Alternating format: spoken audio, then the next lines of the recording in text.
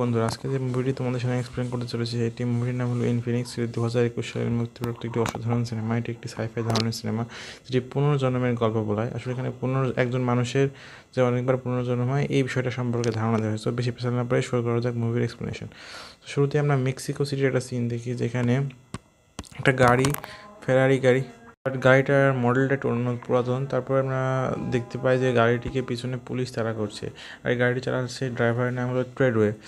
এ হলো মুভির এক পার্টের নায়ক। সো যাই হোক, তো ট্রেডওয়ে তখন নিজের যান বাঁচিয়ে পালানোর চেষ্টা করছে পুলিশদের হাত থেকে। সো আমরা এই বিষয়টা সম্পর্কে কিছু বুঝতে পারছি না যে ট্রেডওয়ে কেনই পালাচ্ছে, কার থেকে পালাচ্ছে। সো এখানে আর একটা গাড়িকে দেখতে পাওয়া যায়, গাড়িটির এই ড্রাইভারের নাম হলো এবল।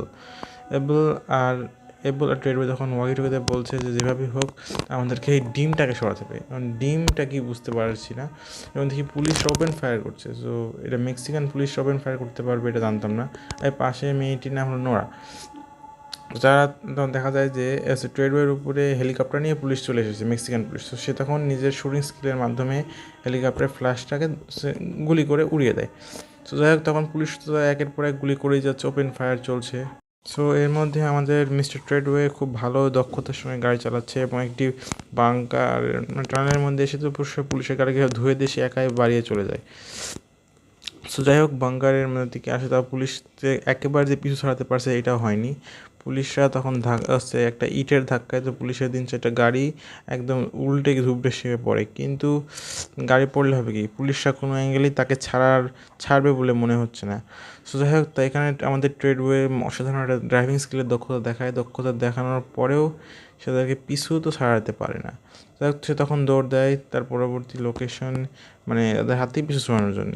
তো এখানে আমরা ট্রেডওয়ে দেখতে পাই যে সে একটা ব্রিজের উপর এসে গেছে। সেই ব্রিজটি আসলে বন্ধ, ব্রিজটি আন্ডার কনস্ট্রাকশন। সে বুঝতে পারছে যে এখানে আর কিছু করার নেই। তো সে তখন একটা নতুন ফোন দিয়ে সে ব্রিজের পাশে বলে যায়, এবং সে বলে যে যদি সে ফেল করে তাহলে তার ভিতরে দেখতে। তো এই ভিতরে দেখতে মানেটা কি, এটা তোমরা পরে বুঝতে পারবে। তো যাই হোক, তখন সেখানে সে নিজের একটা ধরনের বিশেষ পাওয়ারের মাধ্যমে ক্রেনটাকে সামনে নিয়ে আসে, এবং সামনে নিয়ে এসে করে কি, গাড়ি থেকে ঠিক মুহূর্তে লাফ দিয়ে সে ক্রেনের পুরে ঝুলে পড়ে এবং গাড়িটির নিচে ধ্বংস হয়ে যায়। সো যাই হোক, এখানে আমাদের ট্রেডওয়ে তো বেঁচে গেছে। তো এখানে আমাদের এবল আর তার গার্লফ্রেন্ড নোয়া, তারা দুজন তো নিচ থেকে দেখে হঠাৎ করে তাদের গাড়িগুলোকে ধাক্কা খেয়ে গাড়িটি উল্টে পড়ে। এখানে একটা লোক বন্দুক নিয়ে এসেছে, এর নাম হলো ব্যাথার্ড। এই ব্যাথার্ড তাদেরকে সেখানেই গুলি করে হত্যা করে। তো যাই হোক, এখানে আমাদের এই সিনের সঙ্গে সঙ্গে আমরা এইখানে শেষ করি, এবং আমাদের ঘুম ভাঙে একজন লোককে দেখে।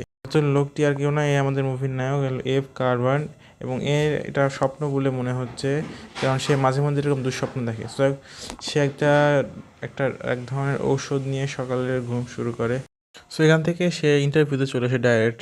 আসলে এই এভিড কনওয়ে একজন বেকার, সে এখন ইন্টারভিউ দিচ্ছে জায়গায় জায়গায়।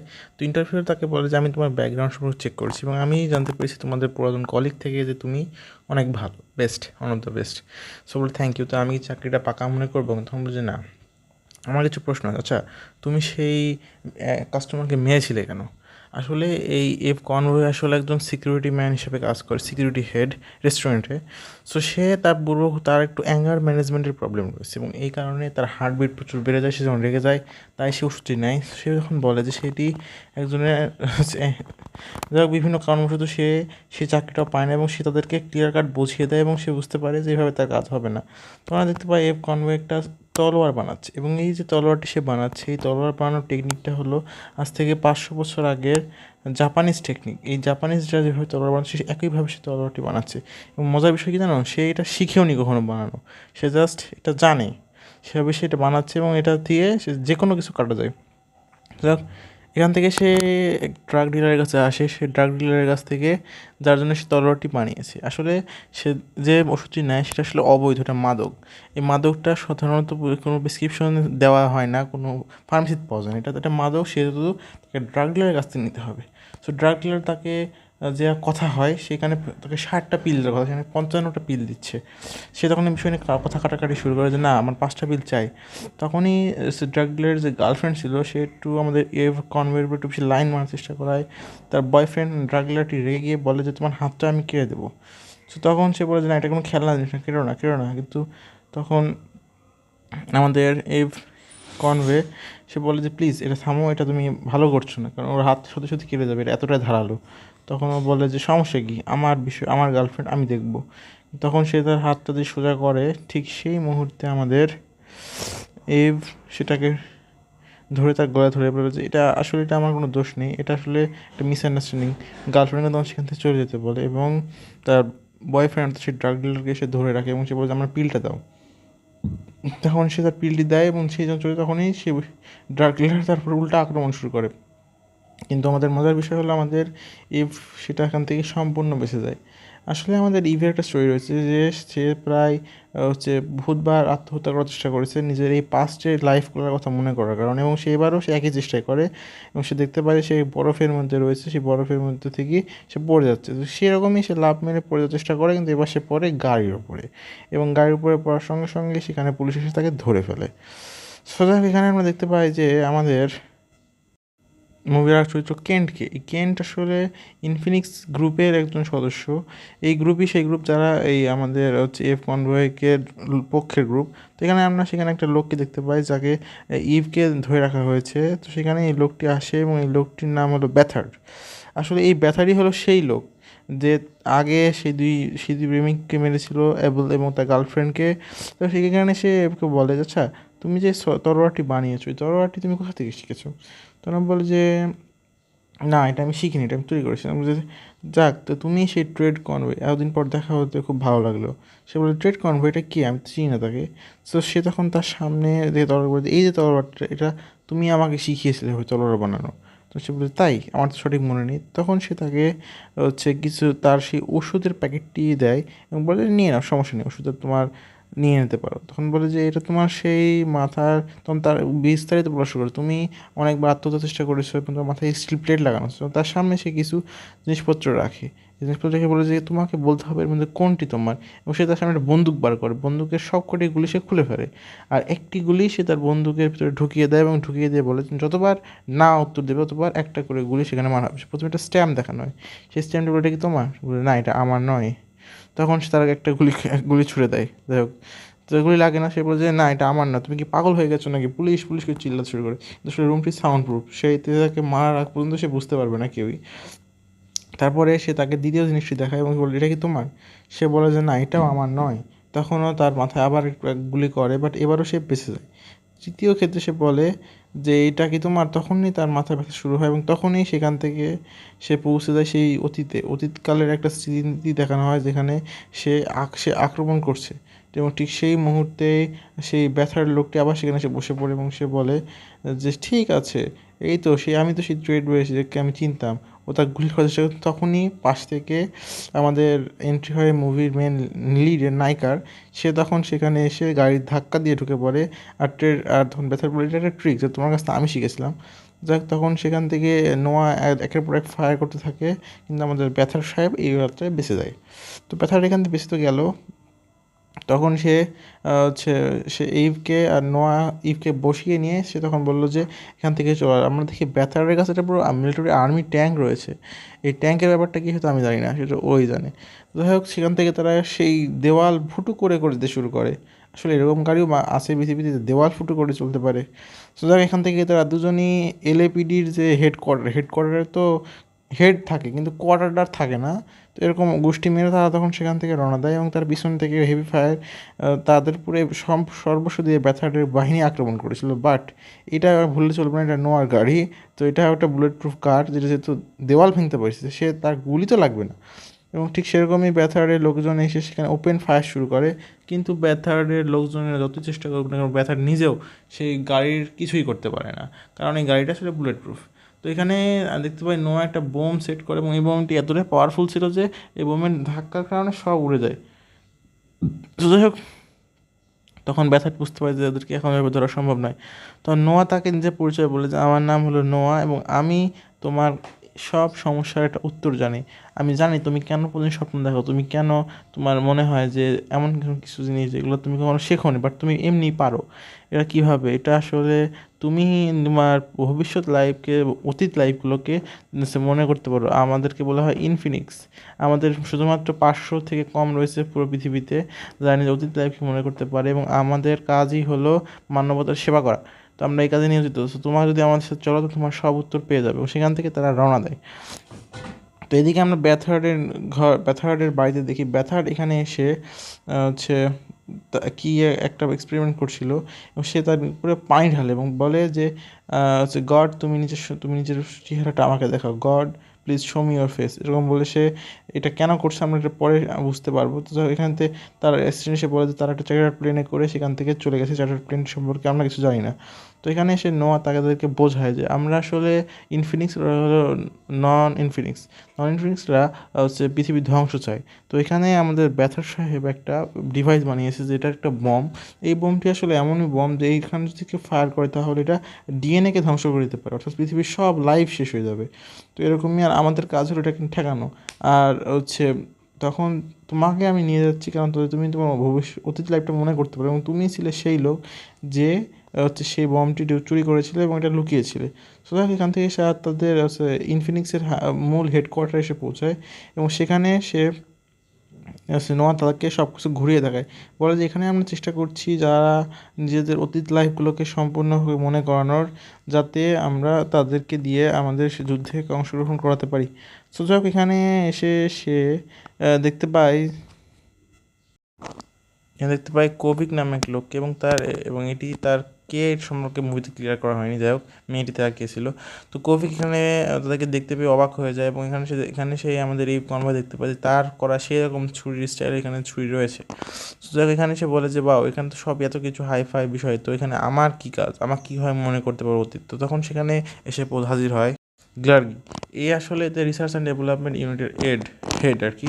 সো এ তাকে বলে যে যাক, ট্রেড কনভয়, এত বছর পর তোমাকে দেখতে পেয়ে আমার অনেক ভালো লাগছে, তুমি সে আগেই ট্রেড কনভয়। তো এখানে তাকে বোঝানো হয় যে এই যে লোকটি যে তাকে মারতে হচ্ছে সেটি আসলে ব্যথার্ড, এবং এবং হচ্ছে ট্রেড একসময় অনেক ভালো বন্ধু ছিল, এবং তাকে সেই বমটি সম্পর্কে দেখানো হয় যে সে একটি বম তৈরি করছে, যার নাম হলো একটা এগ।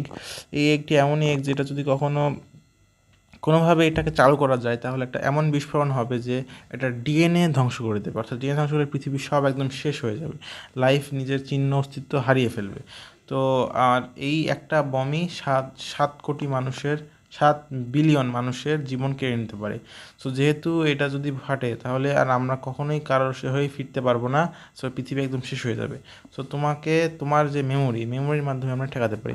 তো এদিকে আমরা কিয়েনকে দেখতে পাই, সে এখানে বসে বসে বলছে যে কি আমাকে ভালো খবর দাও, কিন্তু ভালো খবর দেওয়ার সঙ্গে সঙ্গে সে ব্যথার পড়ে যে হ্যাঁ, ভালো খবর হলো তোমাকে আমি খুঁজে পেয়েছি, এবং তার হাতে তীর ঢুকে দেয়। সে তখন দ্বিতীয় এমার্জেন্সি করাতে চায়, তখন তার তীর বলে যে আচ্ছা, তোমাকে খুঁজে পাওয়া তো খুব একটা কঠিন ছিল না, তো তুমি কি একটু বলবে তোমাদের হাইপটা কোথায়।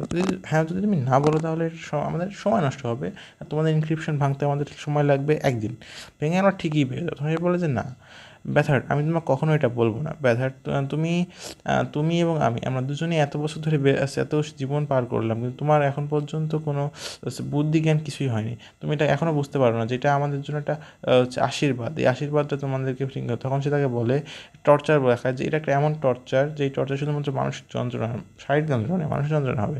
তাই বলে তার মধু ঢুকিয়ে দেয়। মধু ঢুকিয়ে সে তখন বলে যে কি কেমন লাগছে, তখন শেষ পর্যন্ত তাকে গুলি করে দেয়, এবং এই বন্দুকটা কোনো দেশে বন্দুক নয়, এই বন্দুকে গুলি দেয় তার আত্মা আটকে যায়। সেখানে ট্রেড কনভয় তার নিজের আগের শরীর দেখতে পায়, মানে এখনকার বর্তমানে সে বলে তোমার ট্রেনিং আজ থেকেই শুরু হবে। তার ট্রেনিংয়ের মাধ্যমে তাকে তার পুরাতন যে ফিজিক্যাল অ্যাবিলিটিসগুলো ছিল সেগুলো তাকে ফেরত আনার চেষ্টা করানো হচ্ছে। তো এখানে একটু কারাটা জিনিস হচ্ছে, এখানে একটা শর্ট দেওয়ার মাধ্যমে, হ্যাঁ শর্ট দিয়েও নাকি এটা করা সম্ভব, যেটা আমরা এখানে দেখতে পাচ্ছি, বাট এটা আমার মাথায় ঢুকে না কেমন কীভাবে। তো এখান থেকে সে আমরা দেখতে পাই যে আমাদের কেন্টারে খুব ভালো লেভেলে ফাইটিং করছে, এবং শেষ পর্যন্ত আমাদের ট্রেড কনভয় কেন্টকেও পর্যন্ত হারিয়ে দিতে পেরেছে।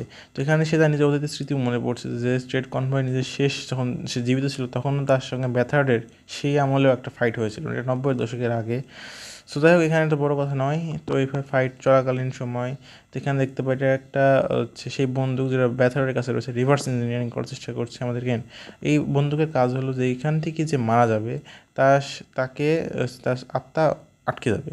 সেখানে আমরা নোরার ঘরে সে এসে বলে যে আমি একটু ঘুরে দেখতে পারি, সে বলে যে হ্যাঁ অবশ্যই। তখন সে তাকে তার আগের লাইফের ছবি দেখায়, ছবি থেকে সে বলে যে হলো আমার সেই প্রেমিক, গতবার হচ্ছে আটকা পড়ে গিয়েছিল ওই বন্দুকের গুলির কারণে, এবং সে আর নিজে থেকে কখনোই বেঁচে যেতে পারেনি ব্যথার্ডের সেই কাছে। তো শেষ পর্যন্ত তাকে বাঁচানোই আমার সবচেয়ে বড় দায়িত্ব, এবং এখানে আমাদেরকে দেখানো হয় গ্রিক গ্রিক তাকে এসে বলে যে তোমার মাইন্ডের মস্তিষ্কের ভিতরে স্টিল প্লেটের কারণে আমি তোমার খুঁজে পাচ্ছি না। এখানে আমরা দেখতে পাই ব্যথার নিজের বাড়িতে এসে সেই মেমোরিটা ঢুকিয়ে দিয়ে এবং তাদেরকে জীবিত হওয়া বন্ধ করে দিয়েছে একবারে। সো এবং তাদের লোকেশনও পেয়ে গেছে, লোকেশনে এসে তারা আক্রমণ শুরু করেছে। একদিন হয়েও গিয়েছে ইতিমধ্যে। সো যাই হোক, একদিনের মধ্যে তাদেরকে সে যতজনকে সামনে পেয়েছে সবাইকে তখন বাড়ি বাড়ি হত্যা করেছে। সো এই বাড়ি বাড়ি হত্যা করার শেষ পর্যন্ত সে গ্রিকের কাছে পৌঁছে যায় এবং আমরা তখন তাদের কথোপকথনে বুঝতে পারি যে এই গ্রিক আর সেই ব্র্যাডম্যান এক আমলে প্রেমিক প্রেমিকা ছিল। হ্যাঁ, তারা একে অপরকে ভালোবাসতো। সে বলে তুমি এখন একটু চেঞ্জ হওনি। তখন বলে যে ব্রাইডম্যান বলে যে ব্যথাস বলে যে তুমি আসলে অনেক চেঞ্জ হয়েছো, আগে তুমি অনেক সুন্দরী ছিলে, এখন আর তোমার সেই সৌন্দর্যটা নেই। তখন বলে যে না, আসলে এটা বিষয়টা এমন কিছু নয়, তুমি এত বছর ধরে আমার সাথে রয়েছো, তুমি যেরকম ছিলে এখনও সেরকম আছো। তখন বলে যে সে তার বাকিরা কোথায়। তখন দেখতে পাই বাকিরা তখন সেখান থেকে এসে লাস ভেগাস এসেছে ক্যাসিনোতে। তো এখানে ক্যাসিনোতে আসার কারণ কি আমরা একটু কিছুক্ষণ পরে বুঝতে পারবো। এই তখন যে বলে যে আর্টিজান নামে এমন একজন লোক রয়েছে যে একমাত্র তোমার মেমোরিটা এখন ফেরত আনতে পারে, এছাড়া আমাদের হাতে আর কোনো অপশন নেই। সে তখন আর্টিজানের কাছে পৌঁছে আমরা দেখতে পাই আর্টিজান তো সেখানে এসে একটা মৃত মানুষের ব্রেনের উপরে কাজ করছিল। তো সে বলে যে এখন যদি মৃত মানুষ নোয়া বলে তখন কি মৃত মানুষ তুমি ছাড়ছো না? বলছে আমি তো ব্রেনের দরকার, আর তো কিছু আমার দরকার নেই। যাই হোক, সেখান থেকে সে তখন বলে যে ও তো সে ট্রেড কনওয়ে না, এর নাম এখন বর্তমানে তোমার নাম কি? বলে যে ম্যাকওয়ে। তো যাক, তুমি এখনও সে আগের মতোই আছো, তোমার চেঞ্জ হয়নি কিছুই। তো সে তাকে একটা মেশিন দেখায়, সে বলে যে এটা একটা সিম্বল, তোমার কি মনে আছে মানুষ যখন মারা যায় তখন মৃত্যুর আগে তার জীবনের সম্পূর্ণটা একটা ফ্ল্যাশ হিসাবে সামনে আসে, তো তোমাকে এখন এইভাবেই এটা ফেরত আনতে হবে। সে বলে সত্যি? যে হ্যাঁ অবশ্যই। তো তখন সে তাকে দেখায় যে দেখো এই যে মেশিনটা, এই মেশিনটা তো তোমার লাইফ রিস্ক রয়েছে। তোমার বলে যে প্লিজ আমাদেরকে মেশিন তোমাকে ঢোকাতেই হবে যাতে আমরা সেটা এগটা খুঁজে পাই। তো এখান থেকে আমাদের ব্যথার সাহেবও দেখছি একটা ক্যামেরা লাগিয়ে সেও দেখছে যে তার মেমোরিটা ফেরত আসছে কি না। তো ব্যথার সাহেব তখন হচ্ছে আমাদের ম্যাকওয়ে সেখানে ঢুকে পড়ে এবং সেখানে পানি ঢোকানো শুরু করা হয়। তো পানি ঢোকানোর সঙ্গে সঙ্গে যে আমরা এদিক থেকে ব্যথারও লক্ষ্য রাখছিল বিষয়টা যে সেখানে কি হচ্ছে। তো পানি ঢোকানোর সঙ্গে সঙ্গেই সে তার অতীতের যে স্মৃতিগুলো সেগুলো সে আস্তে আস্তে ফেরত পাওয়ার চেষ্টা করছিল এবং সে বলে যে ও কি বাঁচবে না মরে যাবে। তখন বলে যে না সমস্যা নেই থাকো, কিন্তু ওর ভাইটালস তখন উইক হতে শুরু করে এবং এক সময় সে মরে যায়, তার পালস জিরো হয়ে যায়। তখন নোয়া আবার চেষ্টা করে, কারণ যদি একবার মারা যায় তাহলে সে তার প্রেমিক এবেলকেও আর বাসায় ফিরতে পারবে না। আমরা পিছন থেকে কেবিন বলে আমরা তাকে মেরেই ফেলেছি, কিন্তু সেই সময়ই সে তার স্মৃতি সম্পূর্ণ মনে আসে এবং সে বুঝতে পারে যে সেই ডিমটা সে তার পেটের ভিতরে ঢুকিয়েছিল। কারণ ইনফিনিক্সের কাছে যে দেহ হলো একটা শরীরের মতো যে একটা থেকে আরেকটা যাওয়া যায়। তো সে তার পেটের ভিতরে এখন পর্যন্ত সেই ডিমটা রয়েছে এবং বলছে আমরা সেটা পেয়েও গেছি। তো তখন হচ্ছে এটা বুঝতে পেরে যে আমাদের সেই সময়কার ট্রেডওয়ে এত সময় চালাকি করেছিল, এই চালাকিটা বুঝতে পেরে সবাই অবাক হয়েছে এবং তখনই আমাদের ব্যথার আদেশ দিতে তাদের লোকদেরকে সেখানে ঢুকে ইনফিল্ট্রেট করার জন্য। তো ইনফিল্ট্রেট করার সঙ্গে সঙ্গে প্রথমে একটা গুলি এসে লাগে এবং সেই মেয়েটি সেখানে গুলি খেয়ে অজ্ঞান হয়ে মরে যায় এবং আমাদের কনভয়ে ভালো মতো আক্রান্ত লেগে গেছে আর কি, সেও বেশিক্ষণ টিকবে না মনে হচ্ছিল। তখন সেখানকার সেই লোকটি কেভিন সে তখন নিচে নেমে পড়ে এবং নেমে বলেছে আমি তোমাকে ঠেকাবো, তোমাকে যে কোনো ব্যথার ঠেকাতে হবে, যদি তুমি মারা দাও সবাই মারা যাবে। তো ঠিক তখনই ব্যথারের লোকেরা তো সেখানে ঢুকে পড়ে, কিন্তু ব্যথারের লোকেরা ঢোকার সঙ্গে সঙ্গে সেখানে এক ধরনের বোম বিস্ফোরণ হয় যেখানে ব্যথারের প্রায় সব লোকই মারা যায়। তো ব্যথারের খুব চালাক লোক, সে তো তার পিছনে থাকছিল এবং সেখান থেকে তার সব লোক মারা যাওয়ার পর ব্যথারের কিছুই হয় না। তো ব্যথার তখন সেই কেভিনের সঙ্গে ফাইট করা শুরু করে এবং শেষ পর্যন্ত কেভিনকে সে মেরেও দেয়, কেননা ব্যথার একজন ভালোভাবে ফাইটার। তো কেভিন তার সামনে কোনোভাবে পেরে ওঠে না, এর মধ্যে লোকও পারেনি, তাহলে এ কী করে পারবে কে জানে। যাক, তখন নোয়া তাকে সে কাছে রেখে দিয়ে সে নিজে চলে আসে স্কটল্যান্ডে ব্যথারকে হত্যা করার জন্য। তো প্যাথার তখন টেডির বডি থেকে সেটি বার করে এবং বার করে সে তার ডিমটি পেয়েও যায়। সেটা বডিতেই ছিল, এত কী করেছিল কে জানে, প্রিজার্ভ করে রাখছিল অথবা, এবার কোনো বড় কথা নয়। তো সে তখন তার ডিমটি পেয়ে যায় এবং ডিমটি পেয়ে এদিকে আমরা দেখি আমাদের বর্তমানকার ট্রেডওয়ে অর্থাৎ ম্যাকওয়ে সে তখন আস্তে আস্তে ফেরত তার জ্ঞান ফিরে এসেছে। সে তখন বলে যে নোয়া কোথায়। নোয়া বলে নোয়া চলে গেছে স্কটল্যান্ডে তাকে ঠেকাতে। তখন সে বলে যে তুমি আমাদের এক না, তুমি এভাবে বসে আছো কীভাবে, যদি পৃথিবী ধ্বংস হতো আমরা সবাই শেষ। তখন দেখি আমরা নোয়া দেখি এখানে ট্রেডের ব্যাথার্সের উপর আক্রমণ তো করেছে, বাট ব্যাথার তো খুবই চালাক প্রকৃতির। সে তখনই সে ঠকাস করে বুঝে ফেলে এবং সে তখন সেই আক্রমণ হাতে বেঁচে যায় এবং উল্টে নোয়ার উপরে তখন সে ড্রোন অ্যাটাক শুরু করে সে এই অ্যাটাকটি তখনই যখন সে ভাবছিল যে পৃথিবী উপরওয়ালা গিয়ে তাকে এরকম কাজ করতে দেবে কি না। আসলে এটা কি পাগল নাকি আমার মাথায় ঢোকে না কোনোভাবে। আসলে ওর সমস্যা ছিল এটাই যে ওর যে স্মৃতি, ও মায়ের পেটে থাকাকালীন সময় তার স্মৃতি তার মাথায় চলে আসতো, এটাই নাকি ওর সবচেয়ে বড় সমস্যার জন্য ধ্বংস করতে চাচ্ছে। কি কনসেপ্ট। তো তখন সে নোয়াকে যত পারা সম্ভব চেষ্টা করছে হত্যা করা, তার লোকেদেরকে পুরো অর্ডার দেয় নোয়াকে মারার জন্য, বাট কেউই হচ্ছে নোয়ার কাছ পর্যন্ত সে পৌঁছাতে পারছে। এবং তার যে ড্রোন, সেই ড্রোনটিও আস্তে আস্তে 3টা ড্রোনের মধ্যে একে একে 3টা ড্রোনই ধ্বংস করে দেয় নোয়া। তো এখানে 2টা ড্রোন। আর এদিকে হচ্ছে নোয়ার উপরে তখন সম্পূর্ণ ফুল ফোর্স আক্রমণ শুরু করে হচ্ছে ব্যাথার্টের লোকেরা। তো ব্যাথার্ট তখন সেখান থেকে তৎক্ষণাৎ বেসে ডিমটি নিয়ে বেরিয়ে পড়ে। তো যাই হোক, স্নাইপার নিয়ে এসেও তো ওদের সাথে টিকা সম্ভব হচ্ছে না, কারণ আমাদের যাই হোক নোয়া যখন চারিদিক দিয়ে একদম ঘিরে পড়ে গেছে, তার বাঁচা মুশকিল। এবং স্নাইপার যখন প্রায় শ্যুট করবে ঠিক সেই সময় আমাদের এভান সাহেব আসে হেলিকপ্টার নিয়ে এবং একের পর এক তাদেরকে মেরে উড়িয়ে দেয়। এবং এদিকে আমরা দেখতে পাই যে একদিকে একদম লোড করে ব্যথার নিজের প্লেনে চড়ে দৌড় মেরেছে, এদিকে অবশ্য তখন ওকে বাঁচিয়ে নিয়ে এখানে আসার সঙ্গে সঙ্গে ব্যথারের ডান হাত তাকে উড়িয়ে দেয়। ইভান আর নোয়া তো উল্টে পড়ে তবে চারিদিক দিয়ে আক্রমণ শুরু করে। সো আক্রমণ চলাকালীন অবস্থায় তারা একের পর এক টপাটপ মারতে মারতে সামনে আগাতে থাকে। এবার নোয়া তো সো যাই হোক, ব্যথার তো এদিকে পালাইছে, এদিকে নোয়া আর ইভান তো মিলে জাস্ট কোবাচ্ছে। শেষ পর্যন্ত নোয়া বললো তুমি যাও ব্যথাকে ঠেকাও, আমি তখন এদিকে ঠেকাচ্ছি।